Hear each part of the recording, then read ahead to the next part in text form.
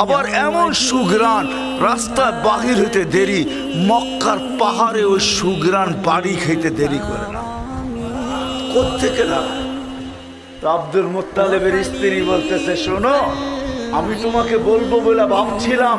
ও যখন গোসলখানার থেকে বাহির হয় আর আমি যখন গোসলখানায় যাই, তখন মনে হয় গোসলখানা যখন কেউ যেন সুঘ্রাণ দিয়া প্যাক করে দিছে, প্যাক।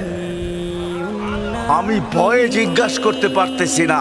এই জন্য এক তো হলো দুঃখে মারা, স্বামী নাই, স্বামীটা দুনিয়ার থেকে চলে গেছে, অল্প কয়েকদিন হলো, পেটে হলো বাচ্চা, দুঃখী বিদায় আমি ওকে জিজ্ঞাসা করতে চাই না।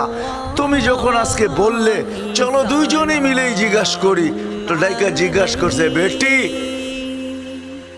আমাদের নাক কান কাটা গেল, তুই যেদিকে বাইর সেদিকে সুঘ্রাণ ছড়াইতে থাকে। মা তুই তো বিধবা, তুই সুঘ্রাণ ব্যবহার করিস কেন?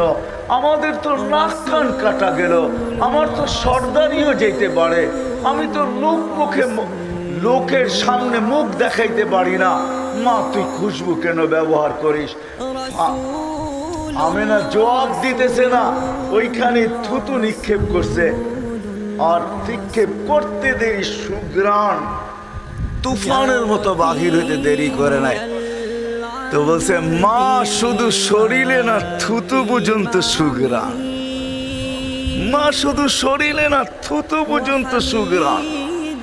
বলছে, মা এটা আমার সুঘ্রাণ না, এটা তো আমার পেটেরটা সুঘ্রাণ।